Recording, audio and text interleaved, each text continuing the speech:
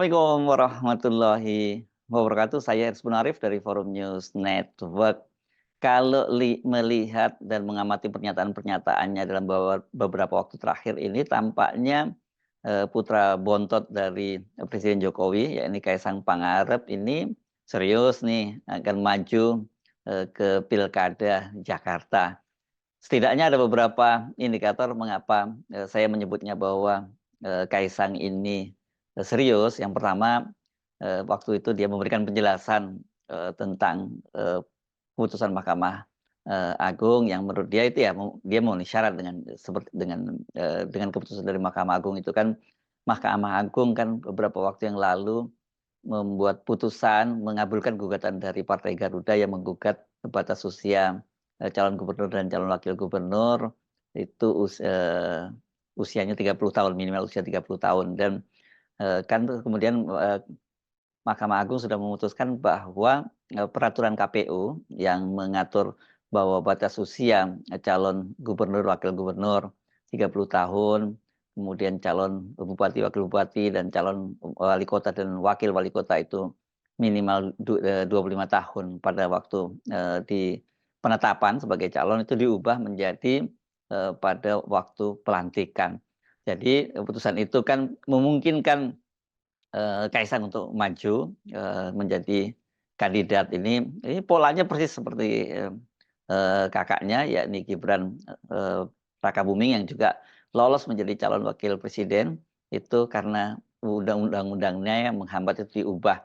Bedanya kalau Gibran itu diubahnya di Mahkamah Konstitusi, kalau Kaisang ini melalui Mahkamah Agung. Ini lengkap semua ya, lembaga tinggi negara hukum di kita itu jadi peralatan dari keluarga Jokowi untuk mewujudkan ambisi mereka membentuk dinasti ya. Jadi kalau Anda sudah tidak percaya lagi terhadap Mahkamah Konstitusi dan Mahkamah Agung, ya Anda nggak terlalu salah-salah amat begitu ya. Setidaknya ada dua indikasi mengapa saya menyebut bahwa Kaisang ini sangat serius. Pertama, dia pada waktu itu merespon di soal Mahkamah Agung, itu putusan Mahkamah Agung dia menyatakan dia belum tahu apakah dia akan maju atau tidak, tetapi yang jelas bahwa PSI itu sebagai partai karena punya 8 kursi, jadi logikanya mereka bisa mengajukan calon gubernur atau wakil gubernur di Jakarta ya. Yang kedua, ini yang terbaru. Yang terbaru dia menyatakan ketika ditanya oleh wartawan berkaitan dengan statement dari Menteri Perdagangan atau yang juga sekaligus Ketua Umum Partai Amanat Nasional Zulkifli Hasan bahwa dia sudah bertanya pada Pak Jokowi tapi dilarang, tapi pada Pak Jokowi itu Kaisang itu dilarang untuk maju atau jangan maju di Pilkada Jakarta, itu kemudian dibantah oleh Kaisang. Nah, coba kita simak dulu pernyataan yang lebih dulu ya, lebih awal ketika dia menanggapi atau merespon soal putusan Mahkamah Agung. Kalau melihat dari peraturan yang kemarin diubah di MA, saya memungkinkan itu. Tapi itu kan belum masuk ke PKPU. Saya nggak tahu prosesnya bagaimana. Maksudnya dari PKPU sendiri, apakah harus berkonsultasi dulu dengan DPR atau tidak? Itu kan saya tidak tahu karena saya tidak ikut. Nah, sekarang PSI sendiri ada 8 kursi di DKI. Jadi kalau kita lihat, sewajarnya PSI bisa mencalonkan gubernur maupun wakil gubernur, maupun masih harus berkoalisi dengan partai yang lain. Kalau ditanya saya maju atau tidak, tunggu kejutannya di bulan Agustus. Ya, dan kita kira itu aja ya. Nah, dari tadi Kaisang itu masih menyimpan ya, karena dia menyatakan bahwa tunggu kejutannya pada bulan Agustus gitu. Nah, kenapa bulan Agustus? Karena ternyata sekarang ini memang PSI setelah membuka pendaftaran untuk calon-calon kepala daerah gitu ya, di akun officialnya di Instagramnya disebutkan bahwa itu dimulai bulan April sampai Agustus nanti. Jadi ini batas akhir pendaftaran rupanya. Jadi dia menunggu sampai akhir kelihatannya Kaisang itu. Nah, di situ dia masih menyimpan teka-teki kan gitu ya. Dia menyatakan bahwa tunggu kejutannya pada bulan Agustus. Tetapi ketika ditanya oleh wartawan mengenai pernyataan dari Zulkifli Hasan soal bahwa dia dilarang, bahwa Kaisang itu dilarang untuk maju oleh bapaknya, itu justru Kaisang menjawabnya dengan seperti biasa dengan cara bercanda, tapi itu bisa diartikan serius. Dia bilang begini, itu kan versi cerita dari Pak Zulhas. Sudah dengar versi cerita saya belum? Kata dia begitu. Tapi ketika ditanya oleh wartawan apa versi dia, dia tidak seperti biasa, dia tidak mau menyebutkannya ya. Ini tentu saja sangat menarik. Kenapa? Karena dengan cara seperti itu berarti Kaisang memastikan bahwa nggak benar itu adalah larangan dari Pak Jokowi. Karena sebelumnya itu kan Zulkifli Hasan kepada media menyampaikan bahwa soal putusan Mahkamah Agung itu dia sudah menanyakan kepada Pak Jokowi.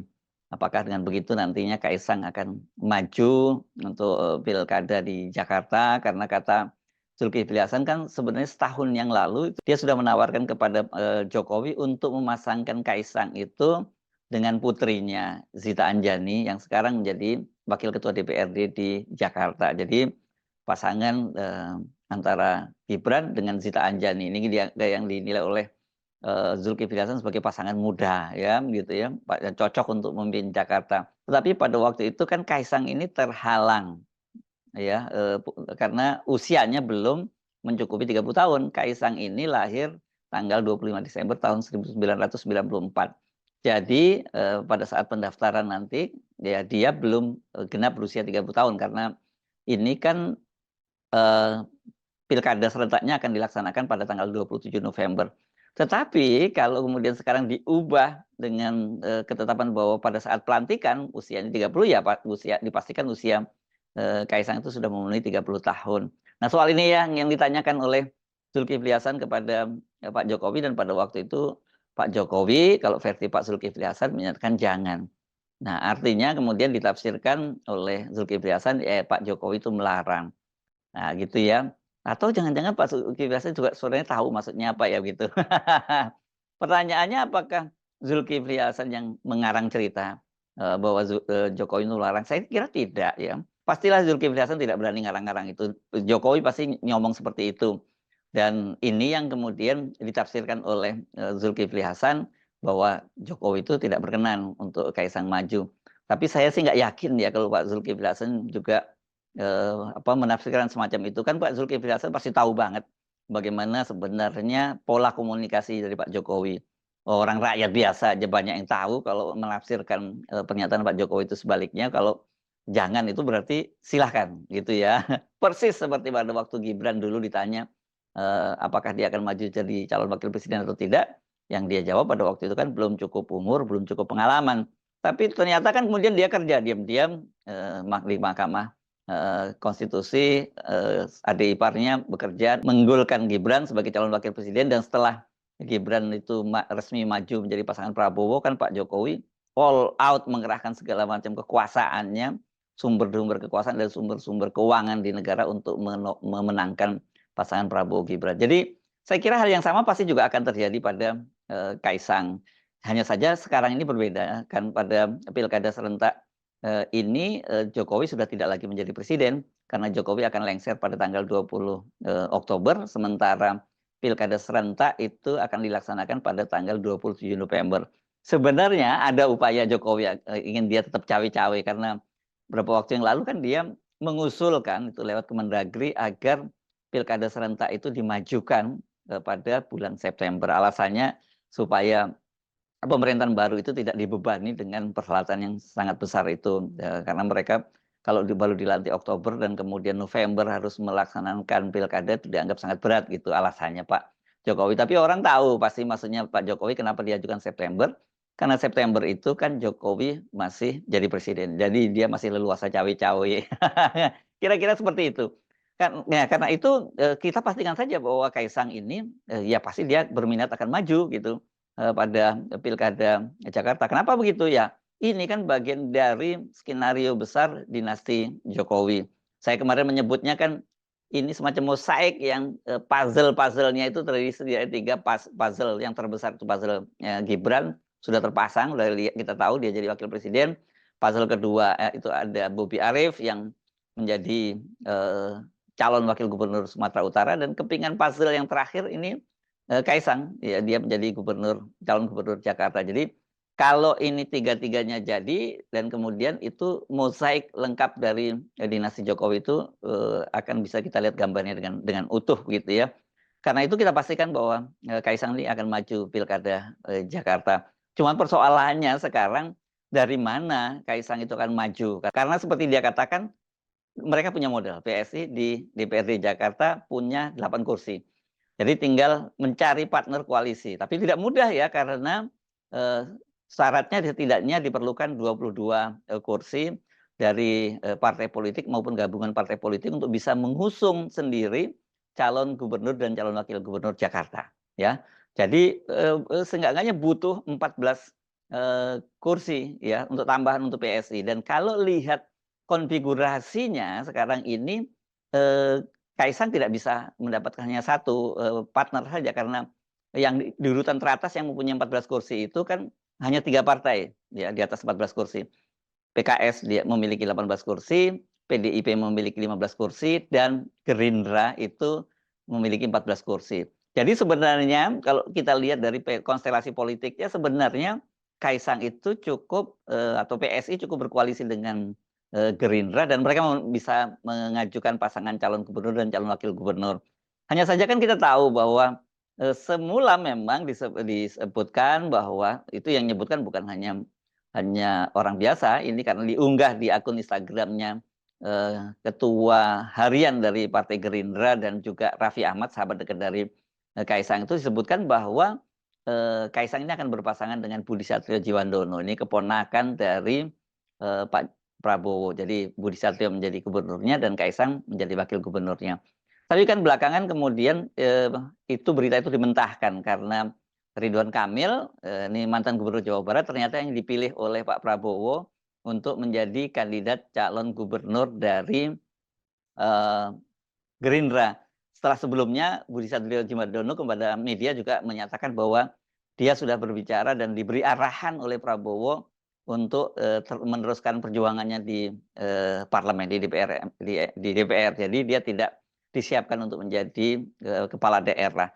Dan kenapa kemudian saya menyatakan juga bahwa peluang Kaisang atau peluang PSI berkoalisi dengan Gerindra itu tertutup, karena selain mengajukan Ridwan Kamil, kader Golkar, sebagai calon gubernur DKI Jakarta, Gerindra itu menyatakan mereka akan akan memasangkan Ridwan Kamil dengan kader internalnya sebagai calon wakil gubernur. Artinya satu paket ini ya, paket Golkar dan juga paket Gerindra udah nggak mungkin itu diambil kembali oleh Kaisang. Karena kalau dengan kenapa saya sebutkan Golkar juga, ini kan Ridwan Kamil adalah kader dari Golkar. Jadi dipastikan Golkar juga akan mendukung pasangan Ridwan Kamil dengan kader internal Gerindra. Dan saya yakin tidak mungkin juga Pak Prabowo itu ketika memberikan mandat kepada Ridwan Kamil itu tanpa terlebih dahulu berkomunikasi dengan Pak Erlangga Hartarto. Rasanya pasti tidak mungkin. Tapi pertanyaannya, kenapa Pak Prabowo buru-buru mengunci gitu ya, dengan menyatakan bahwa dia mengusung Ridwan Kamil sebagai calon gubernurnya dan akan memasangkan dengan kader internal. Ini kan berarti tertutup ini peluang dari Kaisang untuk maju menjadi gubernur yang diusung oleh Gerindra gitu ya.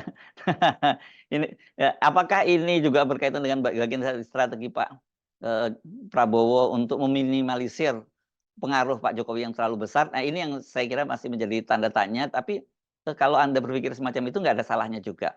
Jadi kalau kita lihat dari komposisi partai-partai pendukung koalisi 02, kan yang asli pendukungnya yang ada di parlemen itu kan Golkar, Gerindra, kemudian Partai Amanat Nasional dan Demokrat. Partai Golkar dan Gerindra tampaknya sudah tidak mungkin mengusung Kaisang ya dengan memasangkan Ridwan Kamil dan kader internal Gerindra.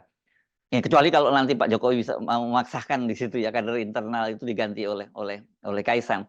Nah, tersisa di partai koalisi itu yang di parlemen kan tinggal Partai Amanat Nasional dan Demokrat. Terus plus PSI, walaupun PSI ini tidak masuk di parlemen, tapi dia punya kursi yang cukup besar di Jakarta. Nah, kalau hanya dengan Partai Amanat Nasional itu nggak cukup kursinya karena Partai Amanat Nasional itu hanya punya 10 kursi. Jadi artinya kalau ditambah dengan PSI hanya 18 kursi. Bagaimana dengan Demokrat? Demokrat punya 8 kursi. Jadi kalau mereka bergabung dengan koalisi PSI, PAN dan kemudian mereka bergabung di situ mengusung calon gubernur ya bisa ini.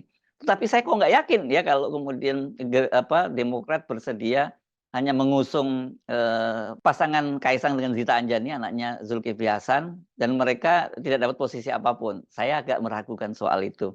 Jadi ini bahkan dari kalangan partai-partai internal saja, dari koalisi 02, agak berat ini Kaisang ini mendapatkan tiketnya.